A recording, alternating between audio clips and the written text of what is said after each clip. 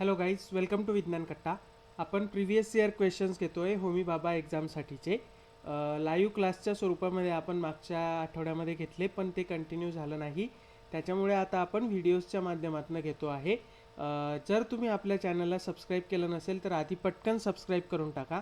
या व्हिडिओला लाईक करा आणि शेअर करा. याच्यामध्ये आपण होमी बाबा परीक्षेचे मागच्या वर्षी विचारलेले काही प्रश्न घेणार आहोत, जे परीक्षेमध्ये इयत्ता 9वीच्या परीक्षेमध्ये विचारले गेले होते. चला तर पहिला प्रश्न बघा काय आहे. A book is kept vertically initially and then it is kept horizontally in the sand. म्हणजे एक पुस्तक सुरुवातीला उभं ठेवलं होतं आणि नंतर ते आडवं ठेवलं वाळूमध्ये. In this case which statement is false among the following. खालीलपैकी चुकीचं वाक्य कोणतं, नीट व्यवस्थित लक्ष देऊन प्रश्न आहे का. फॉल्स स्टेटमेंट विचारलेला आहे. आता त्याच्यातला पहिला ऑप्शन आहे the book will exert unequal force in both the situations.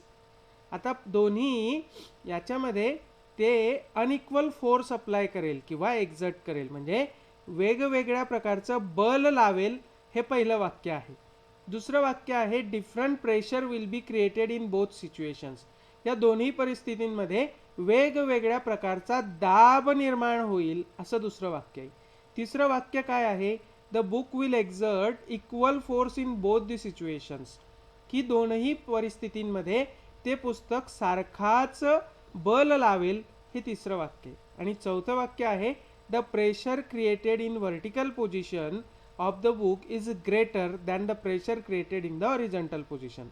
आता नीट जर आपण बघितलं तर ज्या वेळेस पुस्तक उभं असतं आणि आडवं असतं त्यावेळेस फोर्स मात्र सारखंच असणार आहे, बल मात्र सारखंच असणार आहे, कारण त्या वस्तूचं वजन काही बदलणार नाही. त्याच्यामुळे पहिलं वाक्य जे आहे ते अगदी चुकीचं वाक्य आहे. अनइक्वल फोर्स नाही, तर दोन्ही वेळेस ते इक्वल फोर्स सारखंच बल लावणार आहे. हा, प्रेशर मात्र ते वेगळं वेगळं लावेल, कारण त्या ठिकाणी एरिया जो आहे तो बदलतो आहे. जेव्हा पुस्तक उभं ठेवलं असेल तेव्हा एरिया कमी असेल, म्हणजे प्रेशर जास्त असेल. आणि ज्या वेळेस पुस्तक आडवं ठेवलेलं असेल त्यावेळेस मात्र एरिया हा जास्त असेल आणि म्हणून प्रेशर तिथे कमी असेल. तर पहिलं जे वाक्य आहे ते वाक्य चुकीचं आहे, बाकीची सगळं वाक्य बरोबर आहे. चला आता आपण दुसरा प्रश्न बघूया. सेकंड क्वेश्चन आहे when an object is kept between two plane mirrors making certain angle 5 images are form. म्हणजे एक वस्तू दोन सपाट आरशांच्या मध्ये ठेवलेली आहे, ज्या आरशांमध्ये विशिष्ट असा कोन आहे. आता आपल्याला विचारले आहे what is the measure of the angle between the two plane mirrors. त्या दोन सपाट आरशांमध्ये असणाऱ्या कोनाची किंमत किती आहे ती आपल्याला विचारली. त्याच्यासाठी आपल्या पुस्तकामध्ये दिलेला फॉर्म्युला आहे, मिररचा फॉर्म्युला खाली दिसतोय बघा. n is equal to 360 by theta minus 1. म्हणजे 360 भागेला तो कोन, त्यांच्यामधनं आपल्याला एक वजा केलं की आपल्याला किती इमेजेस मिळतील, किती प्रतिमा मिळतील, तो आपला फॉर्म्युला आहे. आता इथे आपल्याला प्रतिमांची संख्या दिलेली आहे, म्हणून मग खाली 5 बरोबर 360 भागेला थिटा वजा 1. आता हा वजा 1 डाव्या बाजूला गेल्यावरती 5 अधिक 1 6 होतील. 6 बरोबर 360 भागेला थिटा, आणि म्हणून थिटाची किंवा त्या कोणाची किंमत येईल 60 डिग्री. 60 डिग्री हे त्याचं उत्तर असणार आहे. तर अशा पद्धतीनं हा आपल्या पुस्तकामधला प्रश्न आहे, पुस्तकामध्ये दिलेल्या फॉर्म्युल्यावरचा हा दुसरा प्रश्न आहे. चला आपण आता तिसरा प्रश्न बघूयात. तिसरा प्रश्न काय आहेत बघा. Which of the following physical quantities is useful to determine the purity of an element.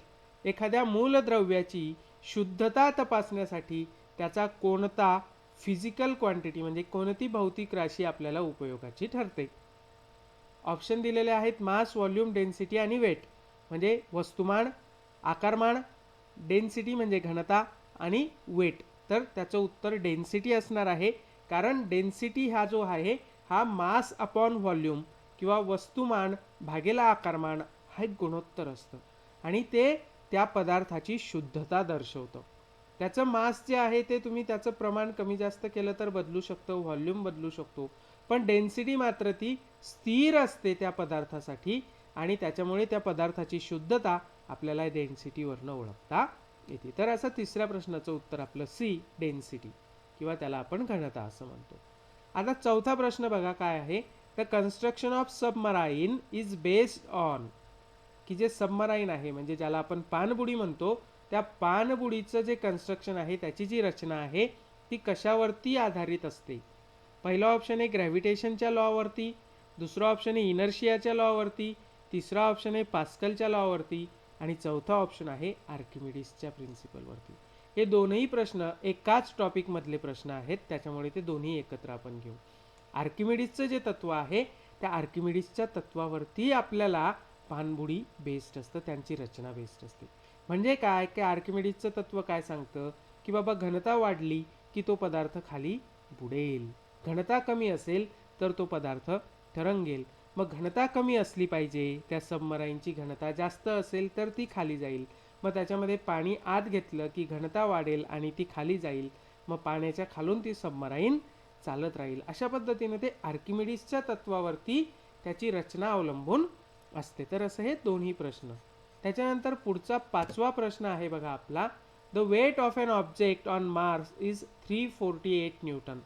आता आपल्याला मंगळावरती असणाऱ्या वस्तूचं वजन दिलेलं आहे आणि आपल्याला काय विचारलंय, त्याचं वस्तुमान विचारलंय. या दोघांमध्ये फरक आहे. काय फरक आहे तर खाली दिलंय बघा, weight is equal to mass into gravitational acceleration. म्हणजे वजन म्हणजे त्या वस्तूचं वस्तुमान आणि त्याच्यावर कार्य करणारं गुरुत्वीय त्वरण असतं. मग मंगळावरच्या गुरुत्वीय त्वरणाची किंमत सुद्धा दिलेली आहे बघा, 3.48 मीटर पर सेकंड स्क्वेअर. आणि मग आपण त्याच फॉर्म्युल्यामध्ये जर किमती टाकल्या की वेट दिलेलं आहे 348 न्यूटन गुणेला यम मास आपल्याला काढायचा आहे इंटू 3.48 मीटर पर सेकंड स्क्वेअर जे ग्रॅव्हिटेशनल ॲक्सेलरेशन आहे. मग जेव्हा आपण हा सोडवू तेव्हा आपल्याला उत्तर येतंय बघा 100 किलोग्राम. तर हे असे फॉर्म्युल्यावरती बेस्ड असणारे महत्त्वाची गणितं सुद्धा आपल्याला या परीक्षांमध्ये विचारली जातात. तर अशा पद्धतीचे जे जे फॉर्म्युले असतील ते फॉर्म्युले आणि तुमच्या पुस्तकामध्ये दिलेली जी काही गणितं असतील ती तुम्ही सोडवली पाहिजे या परीक्षेच्या आधी, कारण हे खूप महत्त्वाचं आहे. याच्यावरती परीक्षेमध्ये प्रश्न 100% विचारले जातात. सहावा प्रश्न काय आहे बघा, what will be the power of an engine from the following if it is working at the rate of 60 joule per minute. म्हणजे 60 जूल पर मिनिट या वेगाने किंवा या रेटने, या दराने जर एखादं मशीन कार्य करत असेल, एखादं इंजिन कार्य करत असेल तर त्याची पॉवर काय आहे. आता बघा ऑप्शनमध्ये 60 वॅट, 10 वॅट, 0.1 वॅट आणि 1 वॅट दिले. आता आपल्याला त्याची पॉवर काढायची आणि पॉवर म्हणजे काय असतं तर कार्य करण्याचा दर असतो आणि तो आपला काय आहे बघा, 1 joule per second is equal to 1 watt. हे आपल्या पुस्तकामध्ये दिलेलं रिलेशन आहे, त्या दोघांमधला संबंध आहे. 1 जूल पर सेकंद एवढं म्हणजे 1 वॅट एवढी त्याची पॉवर असते. आता आपल्याला दिलेलं जे इंजिन आहे त्याचं आहे 60 जूल पर मिनिट. हे एका मिनिटमध्ये 60 जूल एवढं. मग 60 जूल पर मिनिट, तर मिनिटला आधी आपण सेकंदामध्ये करून घेऊ. मग 60 जूल पर 60 सेकंद म्हणजे 1 जूल पर सेकंद म्हणजेच 1 वॅट. 1 वॅट एवढीच त्या इंजिनची क्षमता असणार आहे. तर अशा पद्धतीनं हा सहावा प्रश्न, अगदी साधं सोपं फॉर्म्युला मॅथमॅटिकल कन्व्हर्जनचा हा प्रश्न आहे, पण असे प्रश्न परीक्षेमध्ये विचारले जातात.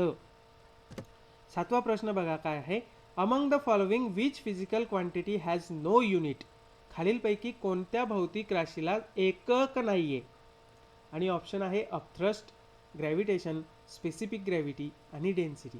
आता पहिला ऑप्शन आहे बघा अपथ्रस्ट. अपथ्रस्ट म्हणजे प्लावक बल ज्याला आपण म्हणतो, ते एक प्रकारचं बल आहे, त्याच्यामुळे त्याला एकक आहे. न्यूटन हे त्याचं SI पद्धतीतलं एकक आहे. ग्रॅव्हिटेशन हे सुद्धा एक प्रकारचं बल आहे, त्याच्यामुळे त्याला सुद्धा न्यूटन हे एकक असणार आहे. स्पेसिफिक ग्रॅव्हिटी जे आहे ते स्पेसिफिक ग्रॅव्हिटीला मात्र कुठल्याही प्रकारचं एकक नाहीये, कारण स्पेसिफिक ग्रॅव्हिटी म्हणजेच रिलेटिव्ह डेन्सिटी किंवा त्याला आपण म्हणतो विशिष्ट घनत्व. हे जे विशिष्ट घनत्व आहे, रिलेटिव्ह डेन्सिटी आहे, हे रिलेटिव्ह डेन्सिटी म्हणजे काय असतं तर त्या पदार्थाची घनता आणि पाण्याची घनता यांचा तो गुणोत्तर असतो, यांचा तो रेशो असतो. आणि हे रेशो असल्यामुळे, हे गुणोत्तर असल्यामुळे त्यांची जी एककं आहेत ती कॅन्सल होऊन जातात आणि कुठल्याही प्रकारचं एकक त्याला शिल्लक राहत नाही, आपण जे गुणोत्तर असतं त्याला कुठलंही एकक नसतं. म्हणून ह्या स्पेसिफिक ग्रॅव्हिटीला किंवा आपलं जे विशिष्ट गुरुत्व आहे त्याला कुठल्याही प्रकारचं एकक नाही. चला पुढचा प्रश्न आपण बघू. 8 नंबरचा प्रश्न काय आहे? The force of action and reaction do not nullify the effect of each other. In this case which statement is false from the following. म्हणजे आपण लावलेलं क्रियाबल आणि त्याचं प्रतिक्रियाबल दोघंही एकमेकांना नलिफाय करत नाही किंवा एकमेकांना कॅन्सल करत नाही. आता या सिच्युएशनमध्ये आपल्याला विचारलं आहे चुकीचं वाक्य कोणतं आहे. बघा बरं का, प्रश्न नीट वाचायचा. आता मी इथे फाल्स तुम्हाला बोल्ड करून दाखवलंय. परीक्षेमध्ये तसं असेलच असं नाही. त्याच्यामुळे चुकीचं विचारलंय का बरोबर विचारलंय ते आधी नीट लक्ष देऊन वाचलं पाहिजे. ऑप्शन्स बघा. Both the forces are applied on the same object, की दोन्ही बल एकाच वस्तूवरती लावले असतील. जर ते एकाच वस्तूवरती लावले असतील तर ते एकमेकांना कॅन्सल करू शकतात. त्याच्यानंतर दुसरं बघा. Both the forces are applied on the opposite direction. बरोबर आहे. जर दोन्ही अपोजिट डायरेक्शनला असतील तरच ते एकमेकांना कॅन्सल करतील. तुम्ही टग ऑफ वॉरचं एक्झाम्पल बघितलं असेल. त्या टग ऑफ वॉरमध्ये रस्सीवरती दोन्ही बाजूंनी फोर्स लावलं अपोजिट डायरेक्शननं तर ते एकमेकांना नलिफाय करतं. सारखंच असेल तर ते दोरीची काही हालचाल होत नाही. तिसरा आहे both the forces are applied at the same time. हो, दोन्ही एकाच वेळेस लावलेले पाहिजे. पण चौथा ऑप्शन काय म्हणतो? These forces are applied on different objects. जर ही बलं वेगवेगळ्या वस्तूंवरती लावली असेल तर ती एकमेकांना नलिफाय करत नाहीत. बरोबर आहे. नलिफाय करणारच नाहीत कारण ती वेगवेगळ्या वस्तूवरती लावलेली असणार. त्याच्यामुळे फॉल्स स्टेटमेंट जे आहे ते आपलं शेवटचं डी स्टेटमेंट हे आपलं फॉल्स स्टेटमेंट असणार आहे. चला आता आपण पुढचा प्रश्न बघूया. 9 नंबरचा प्रश्न हा. In which pair units of given physical quantities are different. खाली जोड्या दिलेल्या आहे काही फिजिकल क्वांटिटीजच्या, भौतिक राशींच्या. त्यांच्यामध्ये असणारं युनिट्स वेगवेगळे असणारे युनिट्स कोणत्याचे आहेत ते आपल्याला शोधायचे आहे. पहिली जोडी आहे बघा स्पीड अँड व्हेलॉसिटी, ज्याला आपण चाल आणि वेग असं म्हणतो. आता आपल्याला माहिती आहे खाली दिलंय बघा चाल आणि वेग. त्यांचं SI पद्धतीतलं युनिट दिलंय मीटर पर सेकंद. दोघांचं सारखंच आहे. CGS पद्धतीमध्ये सुद्धा स्पीड आणि व्हेलॉसिटीचं सारखंच आहे. एनर्जी आणि वर्क आपल्याला माहिती आहे. एनर्जी म्हणजे काय तर कार्य करण्याची क्षमता आणि कार्य मोजतो आपण. एनर्जी जेव्हा मोजतो तेव्हा आपण ते किती कार्य करू शकते हेच मोजतो, त्याची क्षमताच मोजतो, म्हणजे अल्टिमेटली वर्कच मोजतो. आणि दोघांचं युनिट एकच आहे. SI पद्धतीमध्ये जूल आहे, CGS पद्धतीमध्ये अर्ग आहे. त्याच्यानंतर दिलंय बघा तिसरा ऑप्शन डेन्सिटी आणि व्हॉल्यूम. आता या डेन्सिटीचं युनिट दिलंय किलोग्राम पर मीटर क्यूब आणि व्हॉल्यूमचं युनिट आहे मीटर क्यूब. ह्या C जो ऑप्शन आहे ह्या C मधल्या ज्या जोडी आहे त्यांचं एकक वेगवेगळं असणार आहे. त्यांचं एकक काही सारखं नाही. D मध्ये बघा वेट आणि फोर्स, तर वजन आणि बल दोघांचं एकक सारखंच आहे. आपल्याला खाली तक्त्यामध्ये दिलंय बघा. SI पद्धतीमध्ये फोर्स आणि वेटचे युनिट न्यूटन आहे, CGS पद्धतीमध्ये डाईन आहे. तर अशा पद्धतीने. चला आता शेवटचा प्रश्न आपला 10वा. हा प्रश्न बघा. The frequency of sound wave is 500 hertz. 500 hertz frequency असणारा साऊंड आहे किंवा ध्वनीची लहर आहे.